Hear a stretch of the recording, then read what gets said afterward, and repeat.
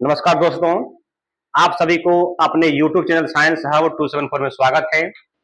आज हम लोग पढ़ने वाले हैं 10th क्लास के फिजिक्स, और वो भी क्या, क्वेश्चन बैंक, और वो क्रेश कोर्स के अंतर्गत चलने वाला है।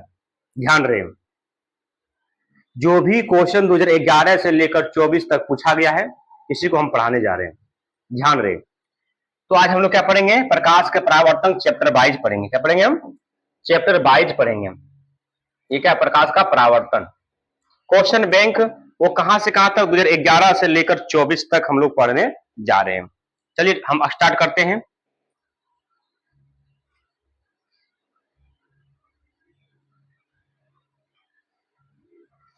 प्रकाश का परावर्तन अर्थात रिफ्लेक्शन ऑफ लाइट। चलिए, पहला क्वेश्चन क्या है, प्रकाश के परावर्तन के कितने नियम हैं? वो भी क्या, अति लघुत्तरीय प्रश्न में, जिसको हम लोग बोलते हैं एक नंबरिया। एक होता है ऑब्जेक्टिव में एक नंबर मिलता है, एक नंबरिया होता है जिसको डायरेक्ट आंसर देना पड़ता है, उसमें ऑप्शन नहीं होता है, वही वाला है ये। प्रकाश के परावर्तन कितने नियम होते हैं या कितने नियम हैं? देखिए कब कब पूछा गया, 13, 16, 17 और 22 से पूछा गया। इतना इंपॉर्टेंट है ये, है ना। तो प्रकाश के परावर्तन के दो नियम है। कितने नियम है? दो नियम है। कैसे दो नियम हम आगे बताने जा रहे हैं, ठीक है। यहाँ पे बिल्कुल नहीं बताएंगे, तो लघुत्तरीय प्रश्न है। गोलीय दर्पण की वक्रता त्रिज्या 20 सेमी है, तो इसका फोकसांतर क्या होगा? देखिए, ये वक्रता त्रिज्या को हम लोग बोलते हैं आर। क्या बोलते हैं? आर बोलते हैं ना। वक्रता त्रिज्या को आर बोला जाता है। तो आर दिया हुआ है 20, तो एफ बराबर सूत्र होता है आर बटे में 2। तो आर कितना है? 20 है। अब बटे में 2, तो भागा देंगे, कितना हो जाएगा? 10, अर्थात ये 10 सेमी हो गया। क्या हो गया? ये 10 सेमी। गोलीय दर्पण की वक्रता त्रिज्या 20 सेमी है, उसका फोकसांतर क्या होगा? 10 सेमी होगा। इसका आंसर क्या हो जाएगा? 10 सेमी। आशा करते हैं आप लोग को यहां तक समझ में आया होगा। चलते हैं नेक्स्ट क्वेश्चन की ओर। नेक्स्ट क्वेश्चन में ध्यान दीजिए क्या है। नेक्स्ट क्वेश्चन ये है, गोलीय दर्पण के फोकसांतर तथा वक्रता त्रिज्या के बीच संबंध क्या होता है? कोई अगर गोलीय दर्पण है, ये अवतल दर्पण है ना, कोई गोलीय दर्पण है, ये ध्रुव हुआ, ये फोकस हुआ और ये केंद्र हुआ। तो केंद्र और फोकस क्या बोला? फोकसांतर और वक्रता त्रिज्या, यहां से लेकर ध्रुव से लेकर केंद्र के बीच की दूरी को वक्रता त्रिज्या कहते हैं। मतलब फोकस और वक्रता त्रिज्या में संबंध क्या है? एफ बराबर आर बटे 2, या यहां एक मानेंगे, कोना कोनी गुना करेंगे, आर बराबर 2f। आर बराबर 2f, यही संबंध होता है। आशा करते हैं आप लोग को समझ में आ गया होगा। नेक्स्ट क्वेश्चन, किस गोलीय दर्पण में केवल काल्पनिक प्रतिबिंब, ओनली फॉर काल्पनिक प्रतिबिंब बनता है? कौन ऐसा दर्पण है जिसमें सिर्फ काल्पनिक प्रतिबिंब बनता है? वो क्या है? उत्तल दर्पण में केवल काल्पनिक प्रतिबिंब बनता है। ये दर्पण कौन सा है? उत्तल दर्पण है, जिसमें सिर्फ ओनली फॉर वन काल्पनिक प्रतिबिंब बनता है। बनता तो सब में है करीब करीब, अवतल में बनता भी या काल्पनिक, लेकिन उसमें काल्पनिक बनता है, बाकी दोनों बनता है ना। सिर्फ यहां बोलो काल्पनिक, तो उत्तल है। अवतल दर्पण के दो उपयोग को लिखिए। बहुत वीवीआई क्वेश्चन है, आप लोग जान रहे हैं। वीवीआई अगर नहीं होता तो क्वेश्चन बैंक में नहीं जाता ना, उसको पूछा नहीं जाता। वीवीआई तो ना उसको पूछा गया है। ध्यान दीजिए, तो अवतल दर्पण के दो उपयोग निम्न इस प्रकार हैं। इसका उपयोग हजामती के रूप में किया जाता है। मतलब इसका मतलब यह हुआ कि सेविंग करने में अवतल दर्पण का उपयोग किया जाता है। दूसरा क्या है? इसका उपयोग टॉर्च, वाहनों, हेडलाइट्स एवं सर्च लाइटों में किया जाता है। मतलब कि इसका उपयोग जो है टॉर्च, तो टॉर्च को आप लोग देखे होंगे, टॉर्च का अंदर जहां बल्ब लगा होता है कटोरी से होता है ना, ये कटोरी जो होता है वो क्या होता है? अवतल दर्पण होता है। वो अवतल दर्पण का काम करता है। क्लियर है यहाँ तक? सर्च लाइट भी है। अब वाहन का जो हेडलाइट होता है, वाहन का आगे का जो लाइट होता है, वो भी क्या है? अवतल दर्पण का काम करता है। नेक्स्ट क्वेश्चन, मोटर गाड़ी चालक के सामने कौन सा दर्पण लगा रहता है? बोला गया है कि जो कार वगैरह होता है, मोटरसाइकिल वगैरह होता है, चालक के सामने जो दर्पण लगा होता है, आईना लगा होता है, वो कौन सा दर्पण होता है? वो दर्पण जो होता है उत्तल दर्पण होता है। क्या लिखा गया? मोटर गाड़ी चालक के सामने उत्तल दर्पण लगा रहता है। आगे बात समझ में। अगर यहां तक समझ में आ गया है और मेरा सेशन सही लग रहा है, पढ़ाया हुआ चीज समझ में आ रहा है, तो आप लोग इस वीडियो को एक बार ज्यादा से ज्यादा लोगों तक शेयर कर दीजिए, और जो लाइक नहीं किए होंगे वो फटाफट लाइक कर देंगे, ठीक है। और जो सब्सक्राइब प्लीज नहीं किए होंगे सब्सक्राइब कर दीजिएगा, अगर अच्छा लगे तो। अगर अच्छा नहीं लगे तो छोड़ के चले जाइए, कोई दिक्कत नहीं, इसमें कोई किंतु परंतु नहीं है। नेक्स्ट क्वेश्चन क्या है, और यहां से क्या पढ़ेंगे, लघु उत्तरीय प्रश्न। अब तक हम लोग अति लघु उत्तरीय प्रश्न पढ़ रहे थे, 1 नंबरिया क्वेश्चन, अब 2 नंबरिया क्वेश्चन आ गया है, लघु उत्तरीय प्रश्न। लघु उत्तरीय प्रश्न में क्या है, प्रकाश का परावर्तन किसे कहते हैं, इसके नियम को लिखें। देखिए, प्रकाश का परावर्तन किसको कहते हैं, ध्यान समझिएगा। कोई अगर आप प्रकाश में अगर कोई भी अपारदर्शक वस्तु या परावर्तक सतह को रख दिया जाए, हम लिखें जब प्रकाश किसी अपारदर्शक वस्तु पर आपतित होती है। अपारदर्शक वस्तु मतलब क्या, जो प्रकाश का परावर्तन कर सके, रिफ्लेक्ट कर सके ना, परावर्तन कर सके, वस्तु पर आपतित होती है तो वह उसी दिशा में लौट जाती है। मतलब समझिए कि ये कोई एक दर्पण है, इस पर आया किरण, प्रकाश किरण, तो ये लौट गया, जितना एंगल से आया वही एंगल से ये लौट गया है, तो इसी को बोलते प्रकाश का परावर्तन कहते हैं। और प्रकाश का परावर्तन के नियम भी लिखना है भाई। प्रकाश के परावर्तन के नियम के लिए हमको ये पॉइंट जरूरी है, ये जरूरी है। ये क्या है, ये एक दर्पण है जिसको परावर्तक सतह बोलते हैं, परावर्तक सतह बोलते हैं, ठीक है। परावर्तक सतह है, एक किरण मारे, ये आपतित किरण हो गया, जिस एंगल से आया उसी एंगल से बाहर निकल गया, जिस एंगल से आया उसी एंगल से बाहर निकल गया, ये आपतन कोण हो गया, ये परावर्तन कोण हो गया। ये आपतन कोण हो गया, ये क्या आपतित किरण, ये हो गया परावर्तित किरण, ठीक है। आपतन कोण, परावर्तन कोण, ये आपतन बिंदु हो गया, और ये क्या हो गया, अभिलंब हो गया। ये क्या हो गया, अभिलंब हो गया। आशा करते यहां तक आपको समझ में आ गया होगा। तो इसका नियम क्या है, ध्यान समझिएगा, पीछे भी लिखा हुआ है, आपतित किरण, परावर्तित किरण और आपतन बिंदु पर डाला गया अभिलंब, तीनों एक ही सिद्ध में होते, पहला नियम। दूसरा नियम क्या है, आपतन कोण और परावर्तन कोण बराबर होते हैं, अर्थात कोण आई बराबर कोण आर होता है। ध्यान रहे, कोण आई बराबर कोण आर। क्या आप लोग को समझ में आ गया है?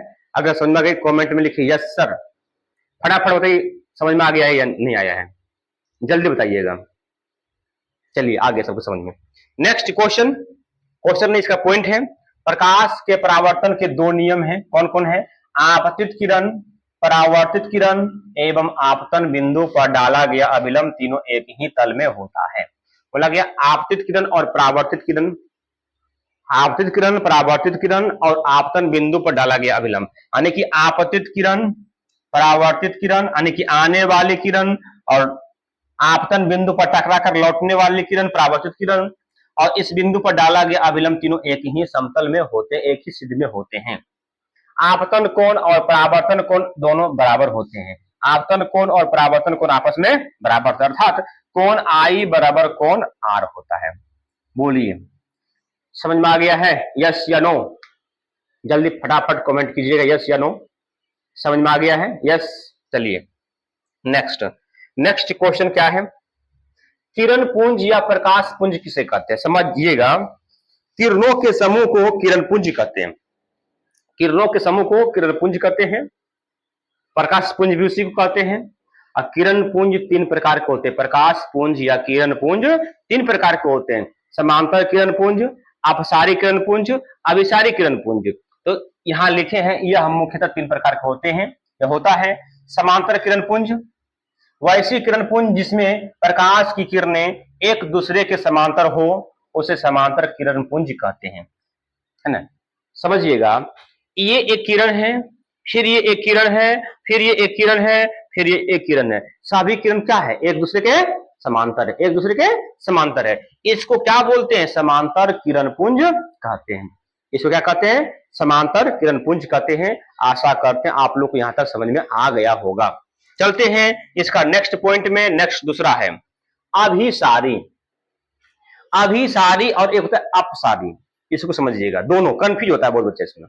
अभिसारी और अपसारी, अप मैंने क्या होता है, ऊपर, यूपी अप मीन्स क्या होता है, ऊपर होता है ना, अप मीन्स ऊपर, जो किरण ऊपर एक बिंदु से निकलकर एक ऊपर की ओर फैल जाए, मतलब चारों दिशा में फैल जाए, तो उसको अपसारीकरण पुंज कहते हैं। अभिसारीकरण पुंज, वैश्वीकरण पुंज जो एक बिंदु पर आकर मिलती है या मिलती हुई प्रतीत होती है। देखिए, वैश्वीकरण पुंज जिसमें प्रकाश की किरणें एक बिंदु स्रोत पर आकर मिलती है या मिलती हुई प्रतीत होती है, उसे अभिसारी किरण पुंज कहते हैं। देखिए ध्यान समझिएगा, एक बिंदु स्रोत पर जाकर क्या हो रहा है, मिल रहा है, क्या हो रहा है, मिल रहा है, क्या हो रहा है, एक बिंदु स्रोत पर जाकर मिल रहा है, क्या हो रहा है, एक बिंदु स्रोत जाकर मिल रहा है, मिल रहा है ना, इसी को बोलते अभिसारी किरण पुंज। फिर समझिएगा, वैश्वीय किरण पुंज जिसमें प्रकाश किरणें एक बिंदु स्रोत पर आकर मिलती है या मिलती हुई प्रतीत होती है, उसे क्या कहते हैं, अभिसारी किरण पुंज कहते हैं। अब नेक्स्ट पॉइंट तीसरा है अपसारी किरण पुंज। वैश्वीय किरण पुंज जिसमें प्रकाश की किरणें एक बिंदु स्रोत से निकलकर फैलती हुई चली जाती है, उसे अपसारी किरण पुंज कहते हैं। मतलब एक बिंदु स्रोत से निकला और ये फैलती हुई चला गया, यानी क्या हुआ, फैलता हुआ चला गया, क्या हुआ, फैलता हुआ चला गया, इसी को क्या बोलते हैं, अपसारी किरण पुंज कहते हैं। इसको क्या कहते हैं, अपसारी किरण पुंज कहते हैं। आशा करते हैं आप लोग को समझ में आ गया होगा, है ना। चलते हैं नेक्स्ट स्लाइड की ओर। नेक्स्ट ये है उत्तल और अवतल दर्पण के तीन तीन उपयोग को लिखें। उत्तल दर्पण और अवतल दर्पण के तीन तीन उपयोग को लिखें, ध्यान दीजिएगा। उत्तल दर्पण के तीन उपयोग निम्न इस प्रकार है ना, ये क्या है, उत्तल दर्पण के तीन उपयोग लिखे हैं। इसका उपयोग छपाई के छोटे अक्षरों को पढ़ने में होता है, यानी उत्तल दर्पण का प्रयोग क्या होता है, छोटे अक्षरों को पढ़ने में किया जाता है उत्तल दर्पण का उपयोग। दूसरा क्या, इसका उपयोग सड़कों पर परावर्तक के रूप में किया जाता है। नंबर 3, इसका उपयोग स्ट्रीट रिफ्लेक्टर के रूप में किया जाता है। उत्तल दर्पण का उपयोग स्ट्रीट रिफ्लेक्टर के रूप में किया जाता है। क्लियर है। अवतल दर्पण का उपयोग क्या होगा, इसका उपयोग सोलर कुकर बनाने में किया जाता है, यानी कि सोलर कुकर, धूप से खाना बनने वाले कुकर का, कुकर जो होता है, धूप से बनने वाले कुकर जो होता है, किससे बनता है, तो अवतल दर्पण से बनता है। इसका उपयोग हजामत के रूप में किया जाता है, नहीं कि पहले बोले हैं अवतल दर्पण का उपयोग शेविंग करने में किया जाता है, दाढ़ी चूल बनाने में, हजाम करने में किया जाता है। इसका उपयोग समुद्री नमक प्राप्त करने में किया जाता है, यानी कि अवतल दर्पण का उपयोग जो होता है समुद्री नमक प्राप्त करने में भी किया जाता है। आशा करते हैं आप लोग को यहां तक समझ में आ गया होगा। तो समझ में आ रहा है मैसेज, तो सभी लोग एक बार इस वीडियो को सभी लोग शेयर कर दीजिए, और जो लाइक नहीं किए वो लाइक कर दीजिए, और जो सब्सक्राइब नहीं किए वो सब्सक्राइब भी कर लीजिए, फटाफट, देर नहीं कीजिए, देर करने से कोई फायदा नहीं है। चलिए तो बताइए आप लोग को समझ में आ गया है, यस या नो, बताइएगा, फटाफट बोलिएगा, कमेंट बॉक्स बताइए समझ में आ गया है, यस या नो, जल्दी बताइएगा, जल्दी जल्दी। चलिए समझ में आ गया है, चलिए अच्छा बात है। चलते नेक्स्ट क्वेश्चन की ओर। यस, अब है हम वाहनों में उत्तल दर्पण को पश्च दृश्य दर्पण के रूप में वरीयता क्यों देते हैं। बोला गया है कि हम वाहन में उत्तल दर्पण को पश्च दृश्य दर्पण के रूप में क्यों प्रयोग करते हैं। पश्च मैंने क्या, पश्च मैंने होता है पीछे, दृश्य में होता है देखने के लिए। उत्तल दर्पण का उपयोग जो है पीछे देखने के लिए हम क्यों करते हैं गाड़ी में, समझिएगा। और पूछा कब कब, 13 में और 19 में पूछा गया, ध्यान दीजिएगा। हम वाहनों में उत्तल दर्पण को पश्च दृश्य दर्पण के रूप में वरीयता इसलिए देते हैं क्योंकि उत्तल दर्पण की दृष्टि क्षेत्र विस्तृत होता है, क्योंकि दर्पण इतना होता है और पीछे का बहुत बड़ा क्षेत्र को वो देख लेता है, पूरा रोड हमको दिख जाता है, दोनों तरफ रोड क्या हां तक है, खाली अगल बगल भी हमको दिख जाता है ना, जिससे चालक अपने पीछे के बहुत बड़े क्षेत्र को देख पाते हैं। जो ड्राइवर होते हैं वो अपने पीछे वाले क्षेत्र को अच्छी तरह से कवरेज कर लेते हैं। और उत्तल दर्पण किसी भी वस्तु का हमेशा, उत्तल दर्पण में कहीं भी रहो, किसी भी स्थिति में रहो, कैसे भी रहो, जैसा रहेगा वैसा ही दिखाएगा। अगर खड़ा खड़ा रहेंगे खड़ा दिखाई पड़ेगा, अगर उल्टा तो उल्टा दिखाई पड़ेगा ना, बस समझ रहे हो ना, जिस स्थिति में हम रहेंगे उसी स्थिति में हमको दिखाई पड़ेगा। और सीधा और सीधा हमें सीधा और छोटा प्रतिबिंब बनाता है। अगर कोई व्यक्ति 5 फीट का है तो भुचनी को प्रतिबिंब बनाएगा, दर्पण में दिखाई पड़ेगा, बनता है। इसलिए उत्तल दर्पण का उपयोग साइड मिरर या पश्च दृश्य दर्पण के रूप में किया जाता है। आशा करते हैं ये क्वेश्चन आप लोगों को समझ में आया होगा। चलिए आगे चलें, यानी कि हम लिखेंगे हम वाहनों में उत्तल दर्पण को पश्च दृश्य दर्पण के रूप में प्रयोग इसलिए करते हैं क्योंकि उत्तल दर्पण का दृष्टि क्षेत्र बहुत विस्तृत होता है। पीछे से आने वाली गाड़ी को वो अच्छी तरह से देख लेता है और साइड देने में सुविधा हो जाता है। ठीक है, इस तरह भी लिख सकते हैं हम। और उत्तल दर्पण में प्रतिबिंब हमेशा सीधा और काल्पनिक बनता और छोटा बनता है, इसलिए हम इसका उपयोग करते हैं। चलिए नेक्स्ट क्वेश्चन की ओर चलते हैं। नेक्स्ट क्वेश्चन ये है, गोलीय दर्पण कितने प्रकार के होते हैं? देखिए थोड़ा समझिएगा यहां से।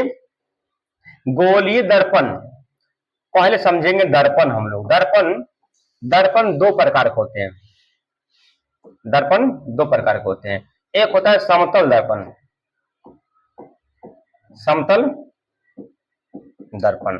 दूसरा होता है गोलीय दर्पण। क्या होता है ये? गोलीय दर्पण। कंफ्यूज मत कीजिएगा। अब गोलीय दर्पण 2 प्रकार के होते हैं। गोल दर्पण, एक होता है अवतल दर्पण, अवतल दर्पण। दूसरा होता है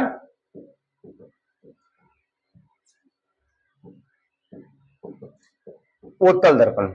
ध्यान दीजिएगा, ऐसा नहीं बोलिएगा बोल दे कोई दर्पण कितने प्रकार का होता है, दो प्रकार के मार देगा पटाख सुना।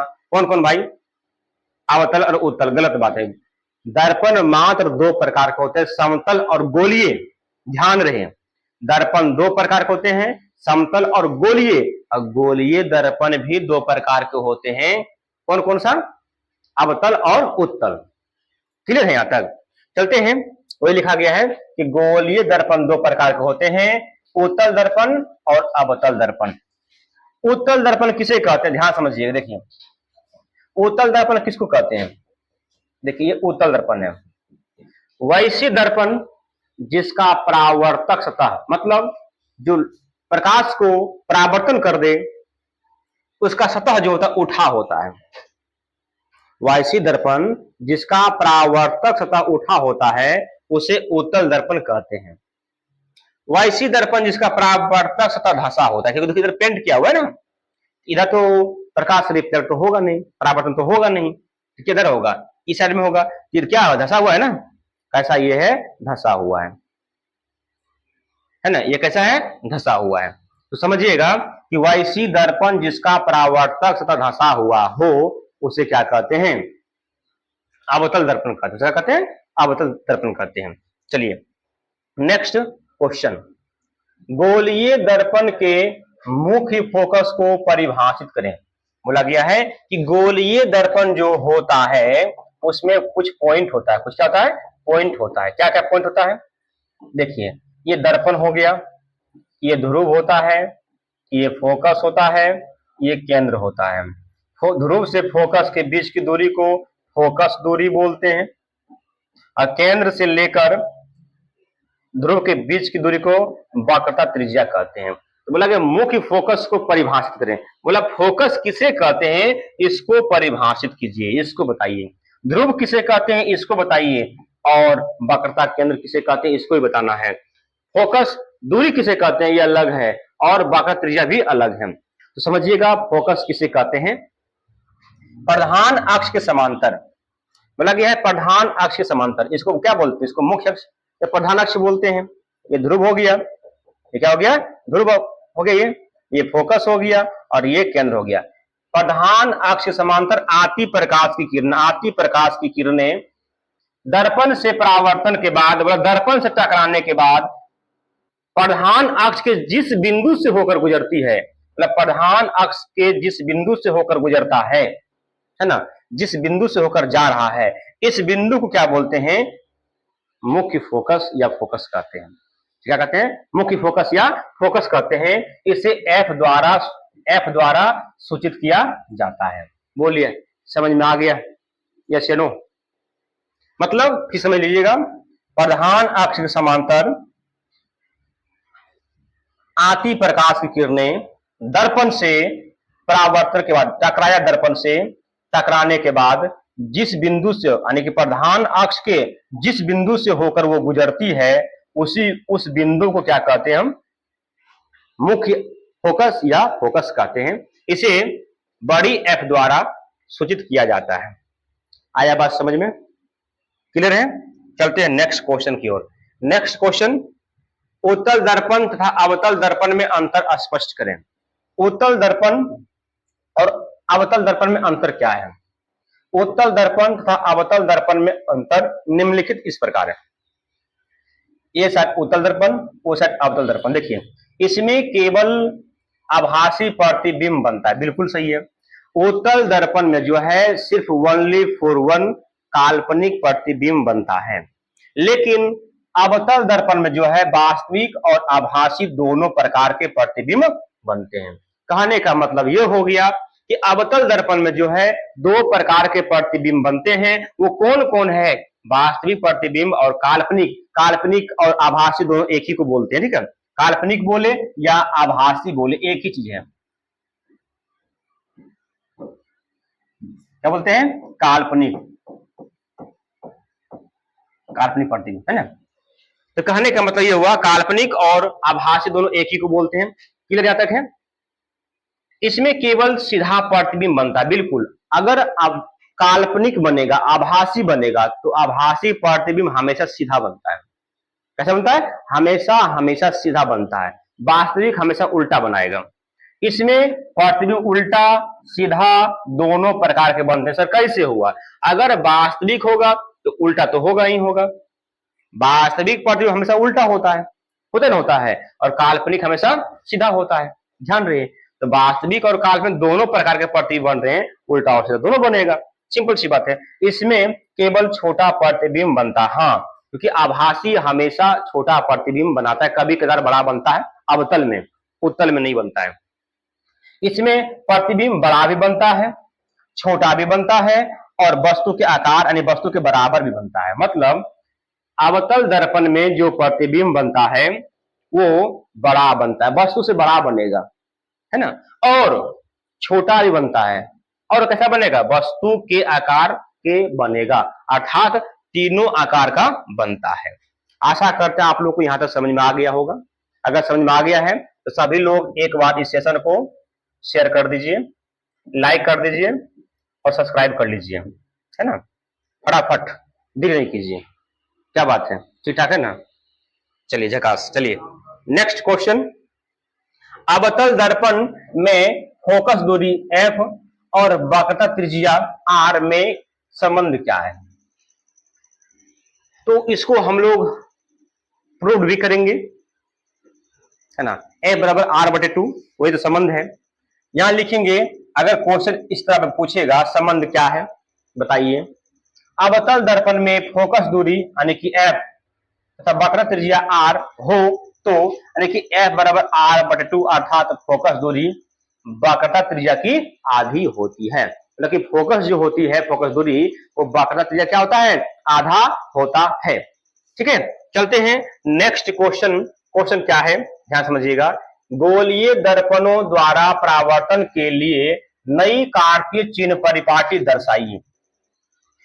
गोलीय दर्पणों द्वारा परावर्तन के लिए नई कार्तीय चिन्ह परिपाटी निम्न इस प्रकार है। पहले समझिएगा, आपको 4 को मिलेगा नियम। पहला नियम क्या है?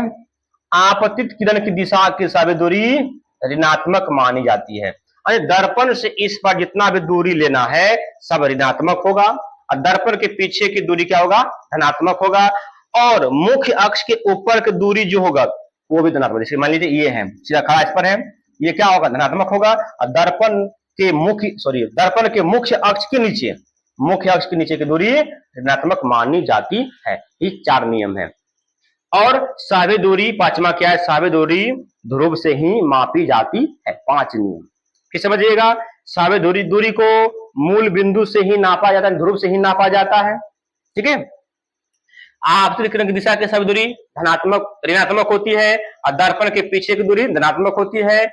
मुख्य अक्ष के ऊपर की दूरी धनात्मक होती है, और नीचे की दूरी ऋणात्मक होती है। सिंपल सी बात, ये बात समझ में आ गया होगा। और इसका नियम भी लिखा हुआ है पीछे, देख लीजिए, पढ़ लीजिए। नहीं दे दिया ना, चलिए अब क्या है समझिएगा। गोलीय दर्पण क्या है? एक गोलीय दर्पण की वक्रता त्रिज्या 20 सेमी है, इसकी फोकस दूरी क्या होगी? समझिएगा, वैसी दर्पण जिसका परावर्तक सतह गोलीय होता है अर्थात गोलाकार होता है, उसे गोलीय दर्पण कहा जाता है। गोलीय दर्पण दो प्रकार के होते हैं, एक अवतल दर्पण, एक उत्तल दर्पण। एक क्या होता है? उत्तल दर्पण। गोलीय दर्पण किसे कहते हैं? वैसी दर्पण जिसका परावर्तक सतह गोलाकार होता है या गोल होता है या गोलीय होता है, उसे क्या कहते हैं? गोलीय दर्पण कहते हैं। अब क्वेश्चन दूसरा क्या बोला है कि एक गोलीय दर्पण की वक्रता 20 है, यानी कि आर क्या मान लिए? 20 सेमी, है ना। निकालना क्या है? फोकस दूरी। क्या निकालना? फोकस निकाल देखिए, आर बराबर दिया हुआ है 20, निकालना एफ, तो एफ बराबर सूत्र होता है आर बटे में 2। ध्यान दीजिएगा, आर आर कितना है? 20 है बटे में 2, क्या हो जाएगा? 10। अर्थात ये क्या हो जाएगा? 10 सेमी जो होगा ये क्या हो जाएगा? मेरा फोकस दूरी हो जाएगा। यहाँ भी जस्ट वही बना हुआ है ना। चलिए नेक्स्ट क्वेश्चन, नेक्स्ट क्वेश्चन ये है, अवतल दर्पण को अभिसारी दर्पण क्यों कहा जाता है? अवतल दर्पण को अभिसारी दर्पण क्यों कहा जाता है? देखिए, अवतल दर्पण को अभिसारी दर्पण इसलिए कहा जाता है क्योंकि अवतल दर्पण की दोनों सिराएं मुख्य अक्ष की ओर मुड़ा होता है। बिल्कुल सही बात है, दोनों सिराएं क्या है? मुख्य अक्ष की ओर मुड़ा होता है, पता है ना। तथा प्रधान अक्ष के समांतर आपतित प्रकाश की किरणें दर्पण से परावर्तन के बाद प्रधान अक्ष के मुख्य फोकस पर जमा हो जाते हैं। सभी समांतर किरणें भेजे हम, सभी समांतर किरणों को भेजिए, जितना टोटल को भेजिए, है ना। सब गया किरण, और जाने के बाद सब कहां से मुड़ा? मुख्य फोकस से होकर गुजरा, सभी मुख्य फोकस से होकर गुजरा, है ना। देख लीजिए, यानी कि एक बिंदु पर जमा हो गया, एक बिंदु पर जमा हो गया, यानी कि अभिसरित कर रही है। क्या कर रही है? अभिसरित, अभिसारी कर रही है ना। तो इसलिए यानी कि जमा हो जाती है या अभिसरित होती है, इसलिए अवतल दर्पण को अभिसारी दर्पण कहते हैं। फिर समझिएगा, अवतल दर्पण को अभिसारी दर्पण इसलिए कहा जाता है क्योंकि अवतल दर्पण के दोनों सिराएं मुख्य अक्ष की ओर मुड़ा होता है ना। तथा प्रधान अक्ष समांतर आपतित प्रकाश की किरणें दर्पण से परावर्तन के बाद मुख्य फोकस पर जमा हो जाती है या अभिसरित होती है, इसलिए इस दर्पण को क्या कहते हैं? अभिसारी दर्पण कहते हैं। क्लियर यहाँ तक है? नेक्स्ट क्वेश्चन क्या है? देखिए, वास्तविक प्रतिबिंब तथा काल्पनिक प्रतिबिंब यानी आभासी प्रतिबिंब में अंतर स्पष्ट करें। वास्तविक प्रतिबिंब तथा आभासी प्रतिबिंब में अंतर निम्न इस प्रकार है। पहला क्या है? इसे पर्दे पर प्राप्त किया जा सकता है, यानी कि जो वास्तविक प्रतिबिंब रियल इमेज जो होता है, रियल इमेज जो होता है इसको पर्दे पर हम प्राप्त कर सकते हैं। और आभासी प्रतिबिंब वर्चुअल इमेज है ना, वर्चुअल इमेज जो होता है इसको पर्दे पर प्राप्त नहीं कर सकते हैं, इसको पर्दा पर बनाना संभव नहीं है, पर्दा उतारना संभव नहीं है। यह सदैव उल्टे होते हैं। वास्तविक प्रतिबिंब हमेशा क्या होता है? उल्टा होता है, और काल्पनिक प्रतिबिंब हमेशा सीधा होता है। क्लियर है? इसका प्रतिबिंब दर्पण के आगे बनता है, मतलब यह प्रतिबिंब लिखो, यह इसका नहीं होगा, यह प्रतिबिंब होगा, यहाँ पे इसका नहीं होगा, यानी कि यह प्रतिबिंब दर्पण के आगे, यानी कभी भी वास्तविक बनेगा तो दर्पण के आगे बनेगा, पीछे बिल्कुल नहीं। काल्पनिक हमेशा पीछे बनता है, और यहां लिखेंगे यह प्रतिबिंब दर्पण के पीछे बनता है। बताइए आप लोग कमेंट बॉक्स में, समझ में आया? यस या नो, फटाफट देखिए, यहां तो समझ में आ गया होगा आप लोग को। चलते हैं नेक्स्ट क्वेश्चन की ओर। नेक्स्ट क्वेश्चन क्या, ध्यान दीजिएगा, मतलब क्या है? उत्तल दर्पण में सिद्ध करें कि एफ यानी कि आर बराबर 2f, या बोलेगा एफ बराबर आर बटे 2, दोनों एक ही चीज है, दोनों एक ही चीज है ना। तो कहने का मतलब ये हुआ कि उत्तल दर्पण में हमको सिद्ध करना है आर बराबर 2f, आर बराबर 2f। कब कब पूछा है? ध्यान दीजिए, 12 में पूछा और 15 में पूछा गया है, ध्यान दीजिएगा। अब हम देखिए, एक उत्तल दर्पण लेंगे हम, क्या लेंगे हम?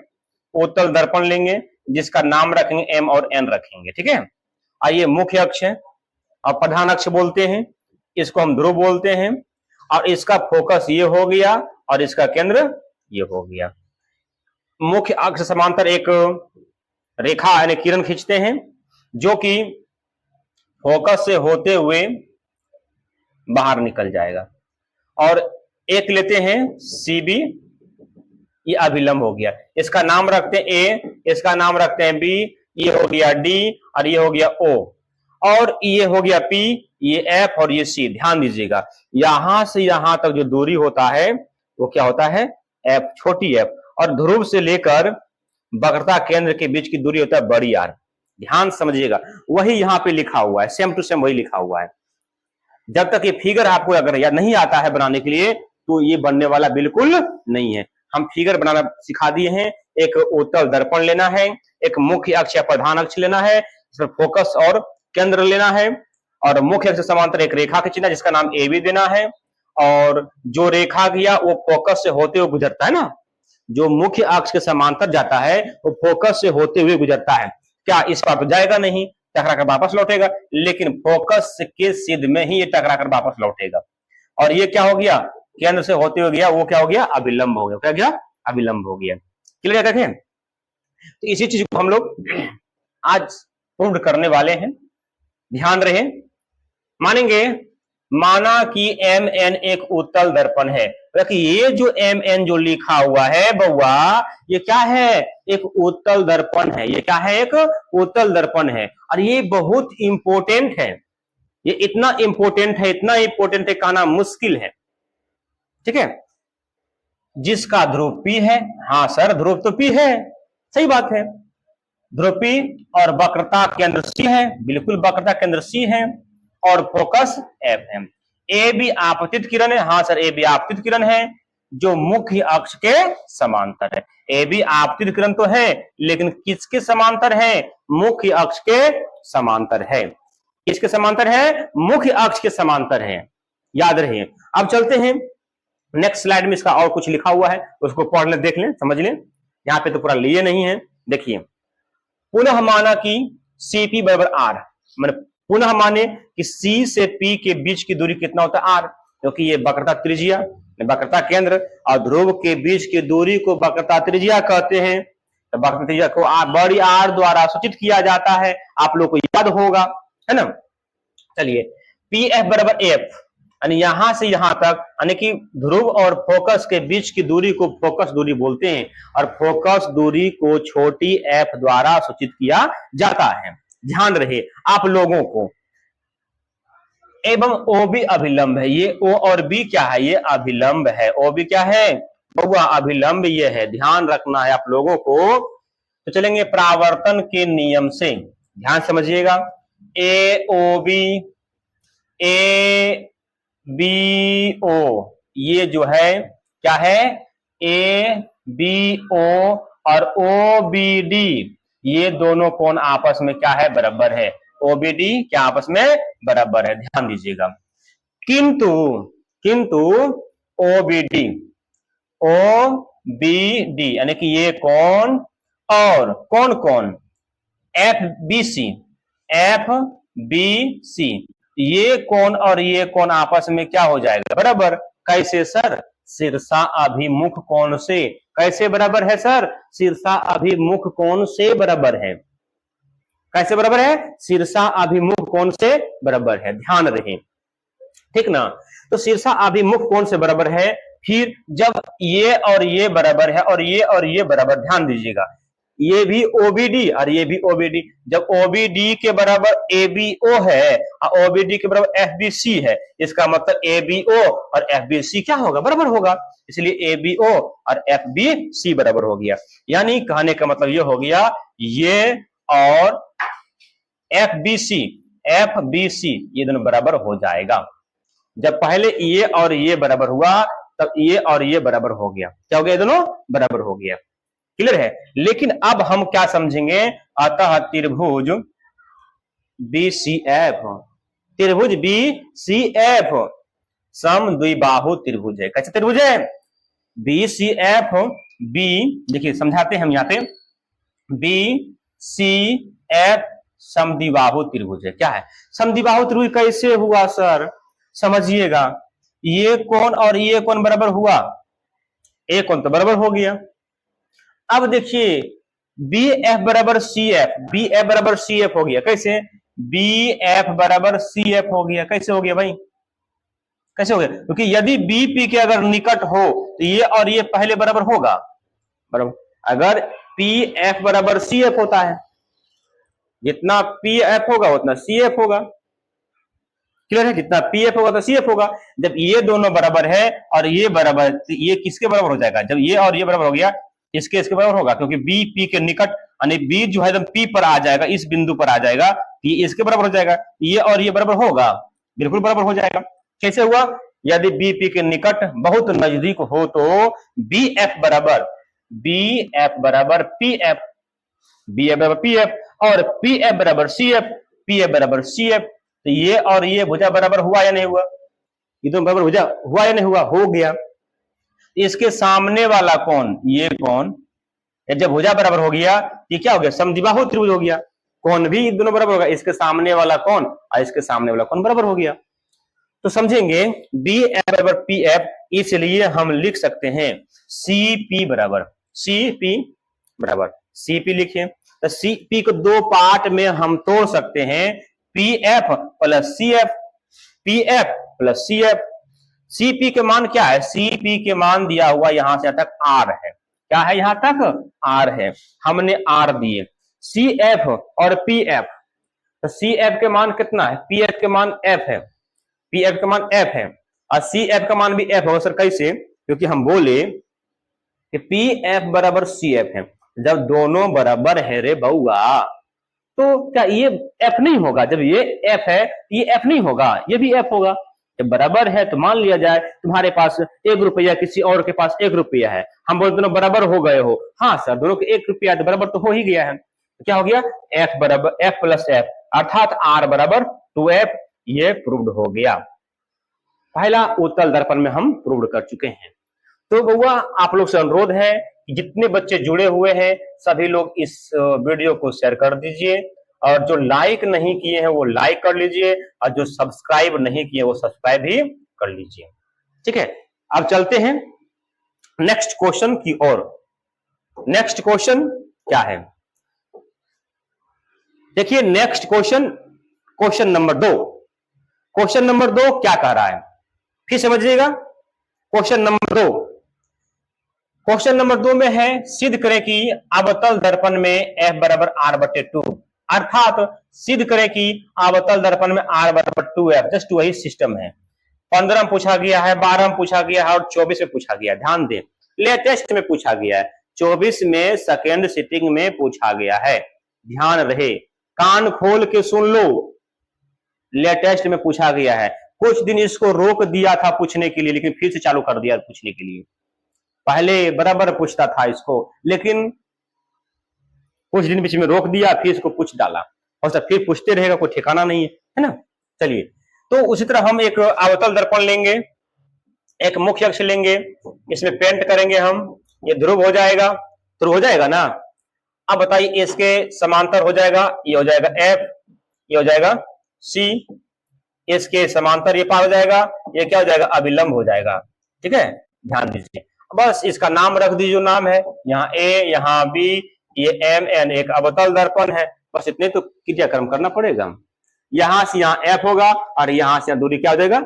आर हो जाएगा, वहां लिख दिए हम। क्लियर है? तो मानेंगे, माना कि एम एन एक अवतल दर्पण है।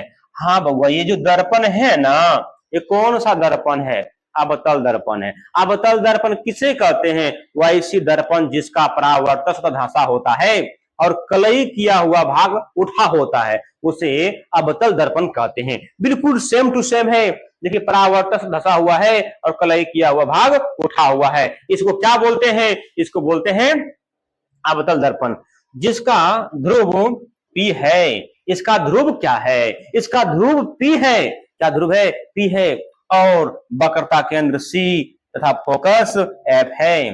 तो फोकस क्या है बउआ? F है। ए बी आपतित किरण है जो मुख्य अक्ष के समांतर है। बोला कि ए बी जो है ना, आपतित किरण है जो मुख्य अक्ष के समांतर है। क्या है? मुख्य अक्ष के समांतर। ध्यान रहे, यहां तक समझ में आ गया होगा, यहां तक समझ में आ गया होगा कि ए बी क्या है, ए बी जो है आपतित किरण है जो मुख्य अक्ष के समांतर है, जो क्या है, मुख्य अक्ष के समांतर है। क्लियर यहां तक है? हम आगे बढ़े, बिल्कुल आगे बढ़ते हैं। नेक्स्ट क्वेश्चन में क्या है, ध्यान दीजिएगा। पुनः माना कि CP बराबर R है। CP बराबर क्या है, R है। हाँ सर, बिल्कुल R है सर, हम लोग को भी दिख रहा है। क्या दिख रहा है आप लोग, देखो तो दिख रहा है सबको, बिल्कुल दिख रहा है कि C से लेकर P तक कितना दिए हम, R दिए। क्लियर है? और PF बराबर F, PF बराबर क्या है, छोटी f है। यानी कि CB अभिलंब है। ये CB क्या है बउआ रे, अभिलंब है। क्या है, अभिलंब है। क्लियर है? परावर्तन के नियम से, तो परावर्तन के नियम से हम क्या सीखे, आपतन कोण बराबर परावर्तन कोण, सिंपल सी बात है। आपतन कोण बराबर परावर्तन कोण, तो ये आने वाले किरण से जो कोण बनता है उसको परावर्तन आपतन कोण कहते हैं, और टकराकर लौटने वाले किरण से जो कोण बनता है क्या बोलते हैं, परावर्तन कोण कहते हैं, इन्हें कहते हैं। तो लिखेंगे ABC बराबर कौन, CBF, ये कौन, दोनों आपस में क्या है, बराबर है। कैसे भाई, परावर्तन के नियम से। अब लिखेंगे AB समांतर CP, AB जो है CP के समांतर है। AB जो है क्या है, CP के समांतर है ना, समांतर कर दिए। अब ABC बराबर BCF, ABC बराबर BCF। सर कैसे, क्योंकि ये और ये समांतर है, ये कोण और ये कोण कैसा कोण होगा, एकांतर कोण होगा, अंतः एकांतर कोण होगा। कैसा होगा, अंतः एकांतर कोण होगा। इसलिए कोण I बराबर कोण R, कोण I बराबर कोण R, हम लोग परावर्तन के नियम से जानते हैं। इसलिए CBF बराबर BCF। जब ये बराबर ये है और ये बराबर ये है, तो ये ABC बराबर CBF है, तो ABC बराबर BCF है। इसका मतलब ये दोनों आपस में क्या हो जाएगा, बराबर हो जाएगा। वही हम यहां लिखे हैं, BCF बराबर CBF, बराबर हो गया। अतः BCF समद्विबाहु त्रिभुज है। ये जो BCF जो दिख रहा है हम लोग को, ये कैसा त्रिभुज है, समद्विबाहु, क्योंकि ये और ये भुजा आपस में बराबर है। ये दोनों भुजा आपस में कैसा है, बराबर है। क्योंकि जब ये दोनों कोण बराबर है, ये और ये कोण बराबर है, इसका ये भी कोण बराबर है। इसके सामने वाला भुजा और इसके सामने वाला भुजा आपस में क्या हो जाएंगे, बराबर हो जाएंगे, है ना। बराबर कर दिए, तो ये त्रिभुज क्या हो जाएंगे, समद्विबाहु त्रिभुज। सम मने बराबर, द्वि मने दो, बाहु मने भुजा, यानी दो बराबर भुजा वाले त्रिभुज को समद्विबाहु त्रिभुज कहते हैं। इसलिए BF बराबर CF, अब क्या हो जाएगा, BF बराबर CF और CF बराबर PF, CF बराबर PF। किधर से, इधर से देखिए क्या हो गया, यदि B P के बहुत निकट हो तो ये जो B जो है अगर P पर ही होता, तो जब P पर, मान लीजिए ये पॉइंट अगर P पर होता, तो जितना ये होता उतना ही ये होता, जितना ये होता उतना ही ये होता। होता कि नहीं होता, तब ये भुजा और ये भुजा दोनों आपस में क्या होगा, बराबर होगा। इसलिए BF बराबर PF, यानी कि BF बराबर PF, दोनों आपस में क्या हो गया, बराबर हो गया, यानी बराबर हो जाएगा। क्या हो जाएगा, बराबर हो जाएगा। तो इसलिए PF ये जो PF है क्या है, CP के आधा है, CP के आधा ही होता है। तो PF बराबर हाफ CP, या तो फिर लिख सकते हैं PF बराबर CP बटे में 2। तो PF को क्या माने, छोटी f, छोटी f बराबर CP के मान R है, अब बटे में 2, इसलिए ये क्या हो गया, ये हो गया मेरा प्रूव्ड। चाहे ऐसे लिखो चाहे ऐसे लिखो, बात बराबर है। आशा करते हैं आप लोग को यहां तक समझ में आ गया होगा। ठीक है, तो आप लोग से अनुरोध है कि इस वीडियो को सभी लोग ज्यादा से ज्यादा मैंने शेयर करें। क्या करना है, इस वीडियो को ज्यादा शेयर करना है, और जो सब्सक्राइब नहीं किए हैं वो इस चैनल को सब्सक्राइब कर लीजिए, और जो लाइक नहीं किए होंगे प्लीज आप लोग लाइक कर दीजिए। अगर ये मेरा वीडियो आपको अच्छा लग रहा है, अगर मेरा सेशन आपको अच्छा लग रहा है तो, अगर सेशन अच्छा नहीं लग रहा है तो बाबू आप अनलाइक भी करके जा सकते हो, अनसब्सक्राइब करके जा सकते हो, कोई इसमें किंतु परंतु नहीं है। ठीक है, तो चलते हैं नेक्स्ट क्वेश्चन की ओर। नेक्स्ट क्वेश्चन ये है समझिएगा, निम्न के कारण बतावें, निम्नलिखित के कारण लिखिए। अवतल दर्पण का उपयोग हजामती दर्पण के रूप में क्यों किया जाता है? बोला गया है अवतल दर्पण का उपयोग जो है हजामती अर्थात दाढ़ी बनाने के लिए क्यों किया जाता है, वजह क्या है ना? इसलिए हम लोग करते हैं, यहां लिखा हुआ है, देखिए इधर इधर देखिए, इधर यहां फोकस कीजिए मोबाइल के ऊपर। अवतल दर्पण का उपयोग हजामती दर्पण के रूप में इसलिए किया जाता है, इसलिए किया जाता है क्योंकि हजामती व्यक्ति के चेहरा, मतलब जो दाढ़ी बना रहे हैं, जो शेविंग कर रहे हैं, उसका चेहरा को ध्रुव और मुख्य फोकस के बीच रखा जाता है। उसका चेहरा कहां रखता है? ध्रुव और मुख्य फोकस के बीच रखता है। तो चेहरे का प्रतिबिंब अवतल दर्पण में सीधा बड़ा और स्पष्ट बनता है। क्या बनता है? सीधा बनता है, बड़ा बनता है और सुस्पष्ट बनता है। मतलब इसको साफ साफ देख लेते हैं कि हमारा दाढ़ी कहां छूट गया, कहां बना या नहीं बना, है ना, उसमें अच्छा से दिख जाता है। तो हजामत को हजामती करने में सुविधा होती है, इसलिए अवतल दर्पण को हजामती दर्पण कहा जाता है। इसलिए क्या कहते हैं हम अवतल दर्पण को हजामती दर्पण कहते हैं। बस इतना आप लोग याद रखिए, अगर याद नहीं रखिएगा दिक्कत हो सकता है। ठीक है, तो हम लोग चलते हैं नेक्स्ट क्वेश्चन की ओर। स्लाइड नेक्स्ट में चलते हैं। देखिए नेक्स्ट क्वेश्चन क्या है? उत्तल दर्पण का उपयोग वाहनों में साइड मिरर के रूप में यानी साइड देने वाले दर्पण के रूप में क्यों करते हैं, क्या कारण है? बोला गया है साइड मिरर के रूप में क्यों किया जाता है। ध्यान से समझिएगा, ध्यान से। उत्तल दर्पण का उपयोग वाहनों में साइड मिरर के रूप में इसलिए किया जाता है। साइड मिरर समझते हो रे बउआ? साइड मिरर का मतलब ये हुआ कि हम बाइक से जा रहे हैं तो कोई पीछे से हॉर्न दिया तो देखेंगे अरे भाई गाड़ी आ रहा है तो उसको साइड दे दो, है ना, साइड दे देते हैं। इसी को साइड माने कि हमारे गाड़ी में जो लगा हुआ दर्पण होता है, जो आईना होता है, जो ऐनक होता है, उसी को बोलते हैं उत्तल दर्पण। तो उत्तल दर्पण का उपयोग इसलिए किया जाता है क्योंकि उत्तल दर्पण का दृष्टि क्षेत्र विस्तृत होता है। मतलब कि उत्तल दर्पण का जो क्षेत्र होता है बहुत विस्तार होता है, यानी छोटा वो दर्पण होता है बहुत बड़ा क्षेत्र को देख लेता है।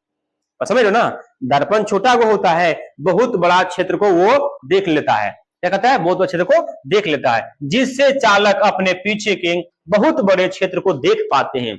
जब क्षेत्र विस्तृत होगा बाबू तो बड़ा क्षेत्र को देखेगा, सिंपल सी बात है, बड़े क्षेत्र को देखेगा। और उत्तल दर्पण किसी भी वस्तु का हमेशा सीधा और छोटा प्रतिबिंब बनाता है।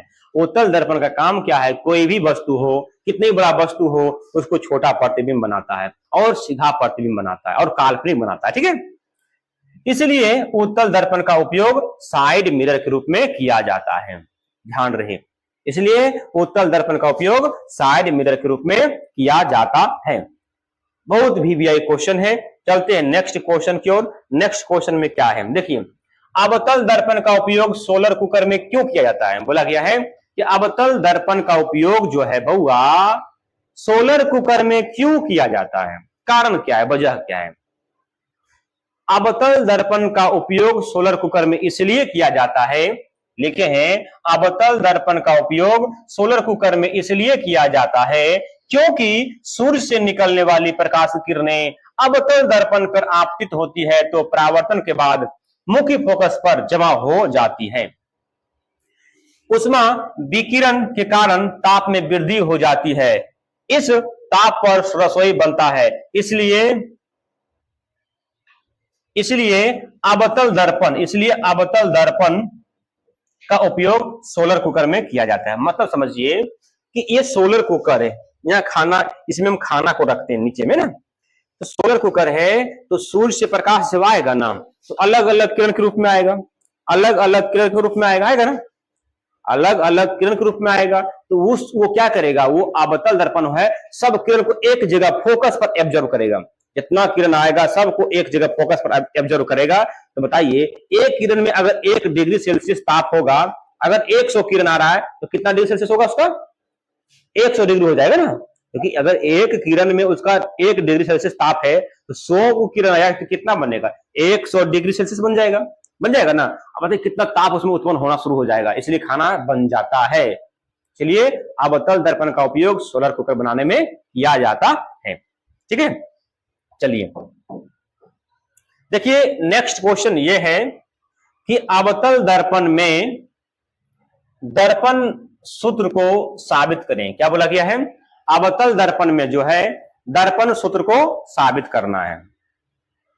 ध्यान समझिएगा, अवतल दर्पण में दर्पण सूत्र को साबित करें।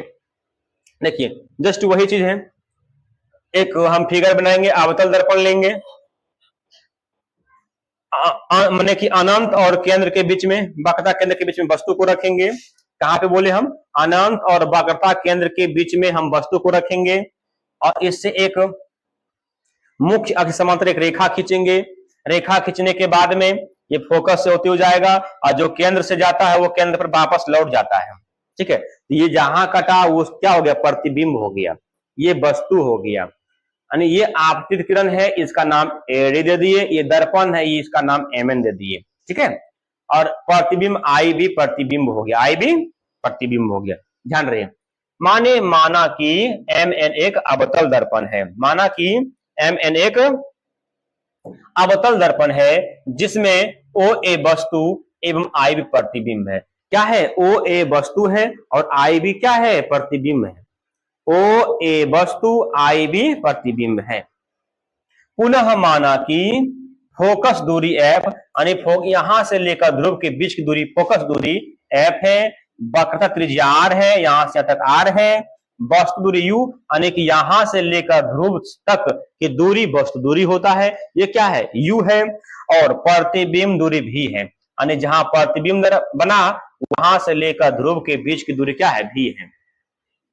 एडी आपतित किरण है, एडी आपतित किरण है जो मुख्य अक्ष के समांतर है। एडी क्या है, एडी आपतित किरण है जो मुख्य अक्ष के समांतर है, जो क्या है, मुख्य अक्ष के समांतर है। क्लियर तक है।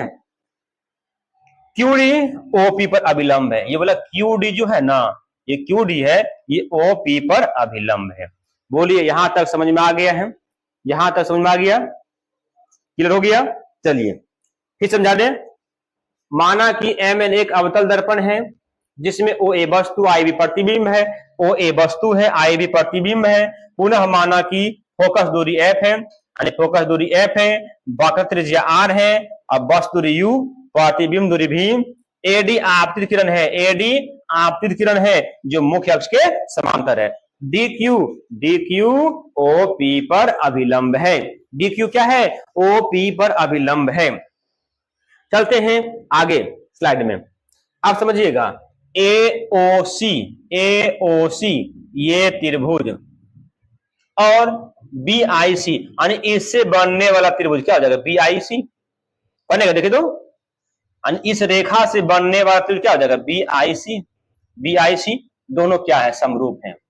तो इसकी ऊंचाई ओ ए बटे में इसकी ऊंचाई आई बी, इसकी दूरी ओसी बटे में इसकी दूरी आईसी।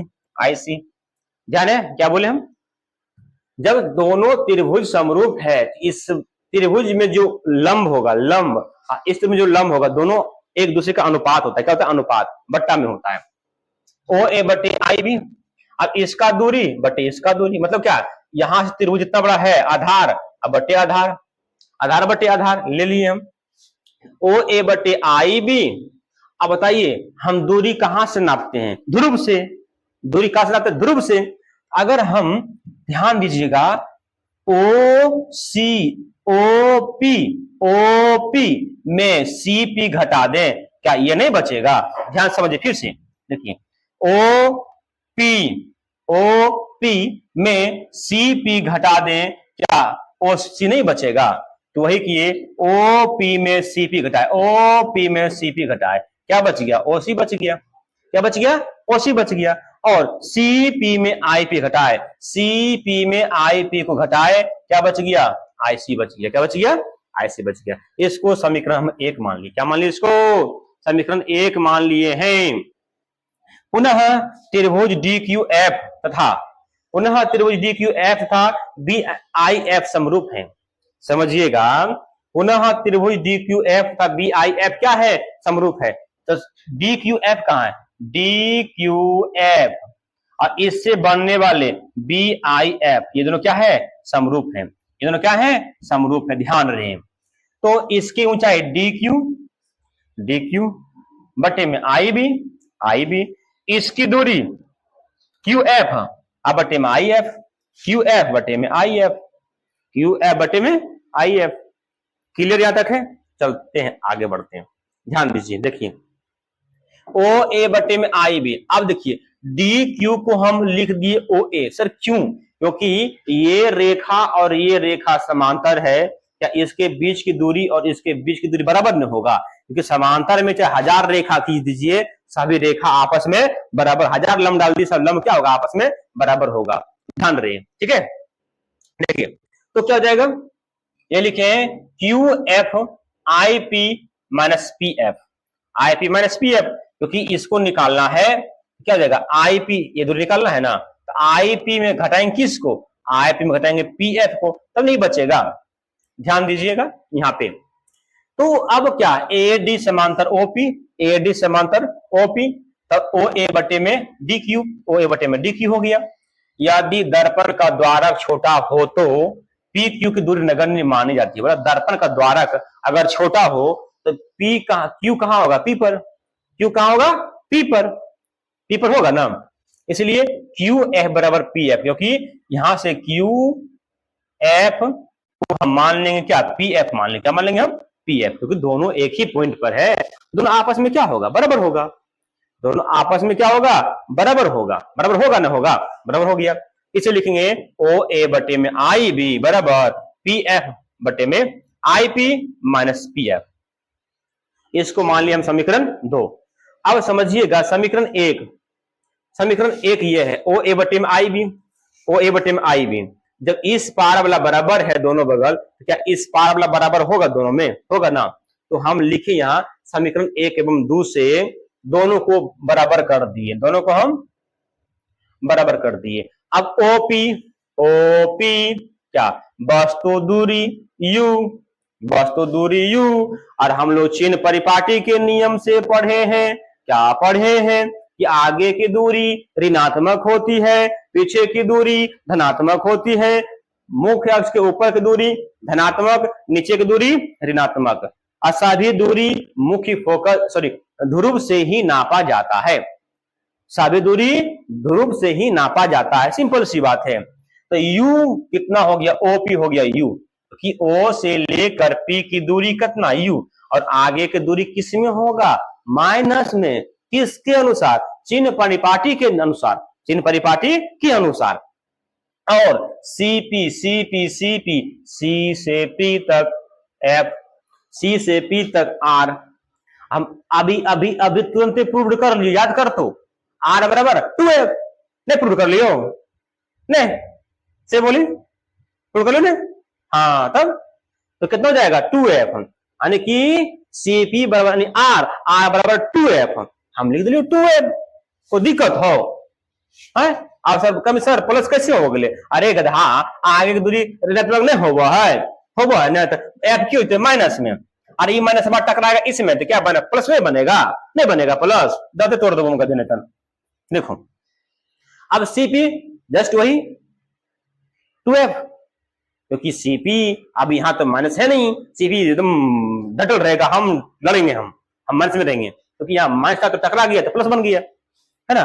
तो ये हो गया माइनस 2f, अब प्लस यहाँ हो जाएगा भी, कैसे सर, आई पी, आई से यहाँ पी, तो आई के क्या माने हैं, यहां से लेकर आई तक वस्तु दूरी भी, तो भी क्या हो जाएगा माइनस भी, अब माइनस माइनस प्लस भी, जस्ट पी एफ बराबर क्या है, पी एफ फोकस दूरी माइनस एफ, आई पी, देखिए आई पी क्या माने, भी, तो भी हो जाएगा माइनस में, क्यों, क्योंकि आगे की दूरी है ऋणात्मक होगा, फिर पी एफ, तो पी एफ क्या हो जाएगा एफ, माइनस में एफ, तो माइनस एफ होगा, तो माइनस माइनस प्लस एफ।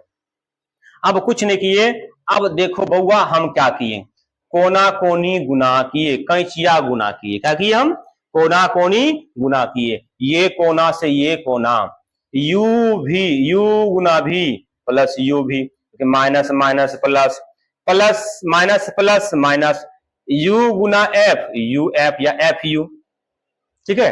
अब इससे गुना करें plus minus minus, two F B, two F B, फिर इससे गुना किए प्लस टू एफ गुना एफ, टू एफ स्क्वायर, फिर कोना कोनी गुना किए minus minus plus two F गुना F, two F square, plus minus minus F B. Clear है, ये खत्म हो गया। ये अब जाति वाला जाति के पास ले जाइए, यू भी को यू भी लिख दिए, एफ यू के एफ यू लिख दिए। अब इसका जाति उस पार में है तो माइनस एफ यू लिख दिए, ये बराबर के पार गया प्लस में हो जाएगा, प्लस टू एफ यू हो गया। अब बताइए इसको हम हुबहू लिख दिए, इसको हम हुबहू लिख दिए। अब टू एफ भी में एगो एफ भी गया तो एगो एफ भी बचेगा। अब हम दोनों तरफ लिखेंगे, दोनों तरफ यू भी एफ से भाग देने पर लिखेंगे, यहां पे दोनों तरफ यू भी एफ से भाग देने पर, दोनों तरफ यू भी एफ से भाग देने पर, इधर इसलिए नहीं लिखा बाबू, हमें ढक जाइए, मैं नहीं दिखाई के मरबा में ना, इसलिए हम इधर नहीं लिखा, इधर लिखा, ठीक ना, समझिए। तो भाग देने पर क्या है, you B minus F you बराबर एफ भी, सब भागा दो यू भी एफ बटे यू भी एफ बटे यू भी एफ। अब कभी सर जी गीत गावे लागले ना, गीत नहीं गावे, समझावा यू, ठीक ना। यू भी एफ खत्म, एफ खत्म, यू खत्म, यू भी खत्म, एक बटे एफ माइनस एक बटे भी बराबर एक बटे यू। अब बराबर के पार जाएगा ये वाला, तो एक बटे एफ बराबर एक बटे यू, अब प्लस एक बटे भी, यही हो गया प्रूव्ड। ये क्या हो गया, प्रूव्ड हो गया हमारे दर्पण सूत्र। दर्पण सूत्र क्या होता है, एक बटे एफ बराबर एक बटे यू प्लस एक बटे भी। आशा करें तो रखे समझ में आ गया तो ने बोल, अरे समझ में कि ना आग लो रे मित्र साहब। चलो इसी चीज को हम इधर सॉल्व किए हैं, दोनों तरफ यू भी एफ से भाग देने पर, भाग दिए, काटे, जो आया मेरा प्रूव्ड हो गया। क्या हो गया, ये प्रूव्ड हो गया। बोलिए सभी बच्चे को यहां तक समझ में आया, आ गया। तो अगर समझ में आ गया तो सभी लोग इस वीडियो को शेयर कीजिए, फटाफट शेयर कीजिए, जल्दी जल्दी शेयर कीजिए, जिसके पास नहीं भेजने को उसके पास भेज दीजिए ना। और सभी लोग इस वीडियो को लाइक कर दीजिए, अगर सेशन अच्छा लग रहा है तो। आज जो नए हैं इस चैनल में वो प्लीज चैनल को सब्सक्राइब कर लीजिए, फटाफट से सब्सक्राइब कर लीजिए, ठीक है। तो चलते हैं नेक्स्ट क्वेश्चन की ओर। नेक्स्ट क्वेश्चन क्या है, देखिए नेक्स्ट क्वेश्चन ये है, ये भी जस्ट वही है, उत्तल दर्पण में दर्पण सूत्र को साबित करें। हो सकता अबरी अवतलवा पूछ रहा है, उतलवा पूछ को ठिकाना है, इसलिए बता रहा लियो ओकरा, है ना।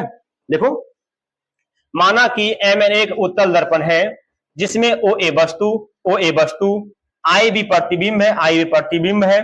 पुनः माना कि फोकस दूरी एफ, वक्रता त्रिज्या आर, वस्तु दूरी यू, प्रतिबिंब दूरी भी है।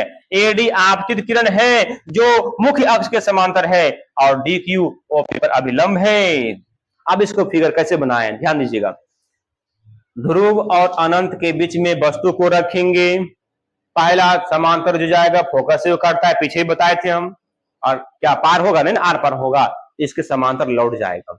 और दूसरा वक्रता केंद्र से होते हुए निशाना लेगा और वापस ये जिस पर गया उसी पर ये लौट आया। जहां दोनों रेखा कटा वहां क्या बन गया, प्रतिबिंब बन गया। क्या बन गया, वहां पे प्रतिबिंब बन गया। इसलिए माना कि एमएन एक उत्तल दर्पण है जिसमें ओ ए वस्तु आई भी प्रतिबिंब है। पुनः माना कि फोकस दूरी एफ, वक्रता त्रिज्या आर, वस्तु दूरी यू, प्रतिबिंब दूरी भी है। एडी आपतित किरण है जो मुख्य अक्ष के समांतर है, डी क्यू ओपी पर अभिलंब है। ध्यान दीजिए क्या है, अभिलंब है। चलते हैं नेक्स्ट स्लाइड में। अब बताइए एओसी मतलब ये त्रिभुज, निशान मार दीजिए, देखिए ये त्रिभुज है ना, और इससे बनने वाला त्रिभुज कौन त्रिभुज, देखो इस रेखा से त्रिभुज कौन बना, ये वाला ना, BIC, इस रेखा से त्रिभुज बनने वाला ये है। दोनों क्या है, समांतर है, सॉरी समरूप है, दोनों क्या है, समरूप है ना, क्योंकि जितना ये एंगल उतना ये एंगल, दोनों में ये एंगलवाद है, तो जब दो कोण बराबर होते तीसरा कोण क्या होगा, ऑटोमेटिक बराबर होगा। ये किससे समरूप है, एंगल एंगल एंगल से समरूप है, किससे है, एंगल एंगल एंगल से समरूपता है, समरूप है, ठीक है। तो ओ ए बटे आई बी, ओ ए बटे आई बी, ओ सी बटे आई सी, देखो ये बटे ये, अब ओ सी बटे आई सी, क्योंकि यहां से यहां तक त्रिभुज ले एक आधार, बड़का त्रिभुज के आधार छोटका त्रिभुज के आधार, दोनों क्या होगा, बट्टे में होगा, लिख दिली बट्टे में, क्लियर है। देखो अब ओ ए बटे आई बी, ओ सी में दो पार्ट, क्योंकि कोई भी दूरी हमेशा मूल बिंदु से ही, ध्रुव से ही नापा जाता है। तो भैया यहां से कोई दूरी होता है क्या, नहीं, तो ओ यहां से यहां तक ओपी हम लिख लियो ओपी, फिर यहां से यहां तक सीपी सीपी। अब इसको निकालना है, इसमें निकालना है, तो क्या करना है?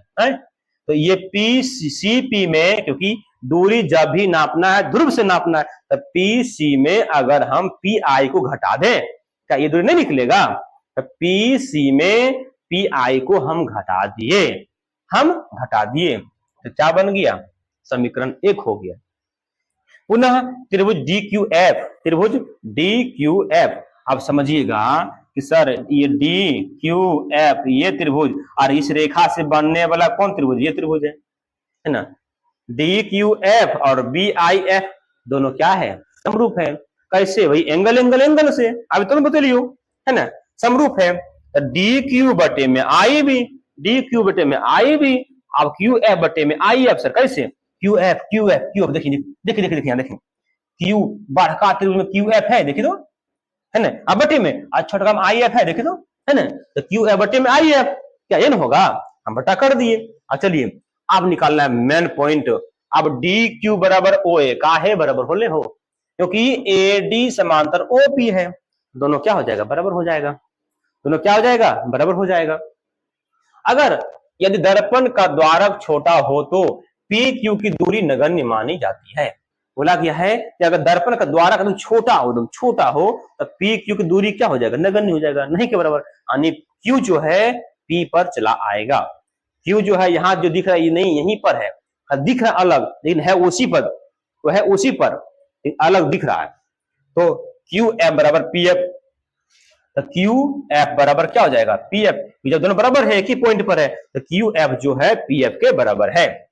इसलिए ओ ए बटे आई बी, तो पी एफ अब बटे में पी एफ घटा आई पी, क्योंकि इसको निकालना है तो पी एफ घटा आई पी, तब ना बचेगा वो दूरी, समीकरण 2 हो गया। अब समीकरण 1 एवं 2 से चलेंगे, समीकरण 1 एवं 2 से ओपी आगे की दूरी ऋणात्मक, आगे की दूरी ऋणात्मक, तो माइनस यू पी सी क्या, वक्रता त्रिज्या, तो वक्रता त्रिज्या को क्या बोलते हैं, आर ना,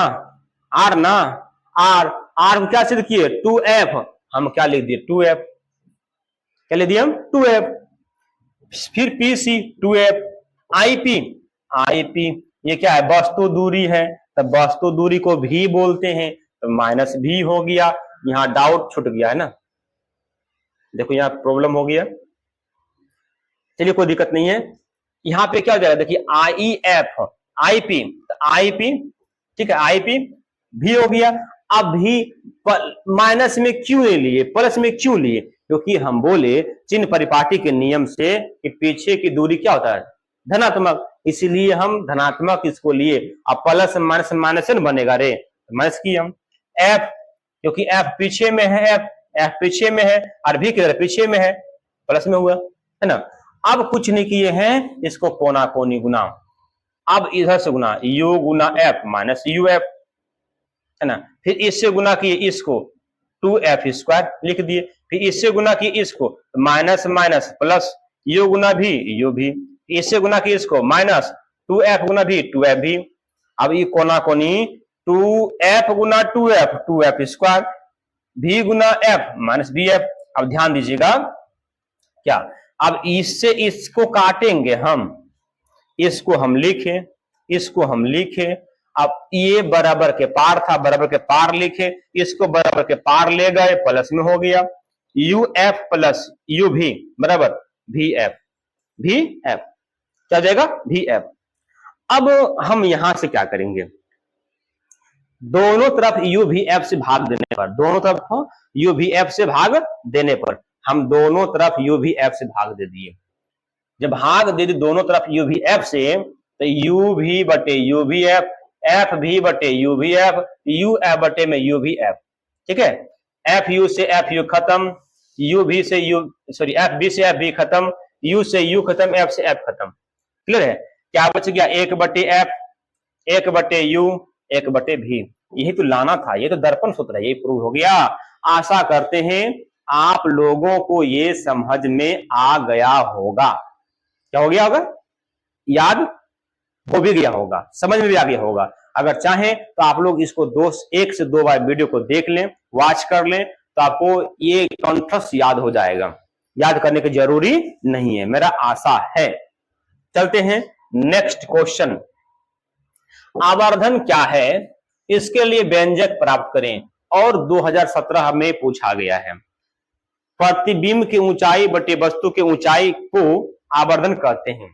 प्रतिबिंब की ऊंचाई और वस्तु की ऊंचाई के अनुपात को आवर्धन कहते हैं। इसे छोटी एम द्वारा सूचित किया जाता है। आवर्धन बराबर प्रतिबिंब की ऊंचाई बटे वस्तु की ऊंचाई होता है, इसलिए एम बराबर माइनस भी बटे यू होता है, माइनस भी बटे यू होता है। कैसे माइनस भी बटे यू होता है, आप लोग इधर देख लीजिए। क्या व्यंजक हम प्राप्त किए हैं, एक हम फिगर लिए हैं, इसी में हम एक वस्तु लिए, मुख्य से समांतर खींचे, फोकस से होते हुए गया, एक ध्रुव से लिए, ध्रुव से टकराया और गुजर गया, और एक केंद्र से लिए, केंद्र से टकराया दर्पण से, दर्पण पर ही लौट गया। जहां कटा वो क्या हो गया, प्रतिबिंब हो गया। जहां कटा वहां क्या हो गया, प्रतिबिंब हो गया है। तो माना कि एम एन एक अवतल दर्पण है, बिल्कुल सही बात है, जिसका केंद्र सी फोकस एफ है, केंद्र सी फोकस एफ है। पुनः माना कि वस्तु दूरी यू, प्रतिबिंब दूरी भी, वस्तु दूरी वस्तु की ऊंचाई ओ ए, वस्तु की ऊंचाई ओ ए, इसको मान लिए एच, तथा प्रतिबिंब की ऊंचाई आई बी, प्रतिबिंब की ऊंचाई आई बी H1 मान लिए। क्या मान लिए इसको, H1 मान लिए। अब चूंकि AOP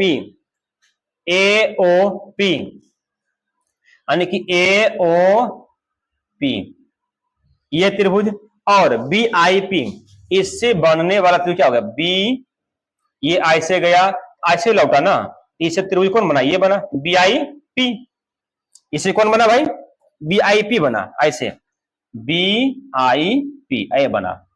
अब जब ये बन गया तो हम सीधी पढ़े हैं, दोनों क्या है, समरूप है, तो समरूप है, इसकी ऊंचाई बटे इसकी ऊंचाई, या प्रतिबिंब की ऊंचाई, क्योंकि पहले क्वेश्चन बोला है प्रतिबिंब की ऊंचाई बटे वस्तु की ऊंचाई, वही लिखना हमको है। तो क्या लिखेंगे, देखिए इधर लिखे हैं, प्रतिबिंब की ऊंचाई आई बी बटे में ओ ए, बटे में ओ ए, आई पी बटे में ओपी। ठीक है, अब बताइए आई बी क्या है, H1 है, H1 हो गया, ओ ए क्या है, H है, H हो गया, आई पी यहाँ आई पी ना, तो आई पी क्या है, वस्तु दूरी भी, तो किधर, आगे पीछे, आगे की दूरी ऋणात्मक होती है, क्या होती है, ऋणात्मक, हो गया माइनस भी। तो सर H1 काहे मान लो माइनस में, काहे मान लिए भाई, क्या बात है, क्योंकि हम चिन्ह परिपाटी के नियम से बताए हैं कि नीचे की दूरी ऋणात्मक और ऊपर की दूरी धनात्मक, आगे की दूरी ऋणात्मक, पीछे की दूरी धनात्मक, इन सिखाए हम। चलो ठीक है, तो इसको ऋणात्मक मान लिए, इसको ऋणात्मक, और यू ओपी क्या है, यू है ना, तो यू आगे की पीछे, आगे की दूरी ऋणात्मक, आगे दूरी ऋणात्मक नहीं होगा, मान लिए यू। अब बताइए माइनस से माइनस खत्म, और अभी हम बताए हैं प्रतिबिंब की ऊंचाई बटे वस्तु की ऊंचाई को आवर्धन कहते हैं। तो आवर्धन को क्या सूचित करते हैं, एम से, माइनस एम हो गया, एम कॉमन ले लिए, एम से भागा दे दिए, क्या गया, एम बराबर माइनस भी बटे यू, ये मेरा प्रूव हो गया। क्या आवर्धन सूत्र। आशा करते हैं आप लोगों को समझ में आया होगा। क्लियर हो गया? अगर क्लियर हो गया तो सभी लोग इस वीडियो को कीजिए शेयर। क्या करना है? इस वीडियो करना है शेयर, और जो लोग लाइक नहीं किए वो लाइक कर लीजिए, और जो इस चैनल को सब्सक्राइब नहीं किए वो सब्सक्राइब कर लीजिए। फटाफट फटाफट फटाफट फटाफट, है ना, टका टक मार दीजिए का। चलिए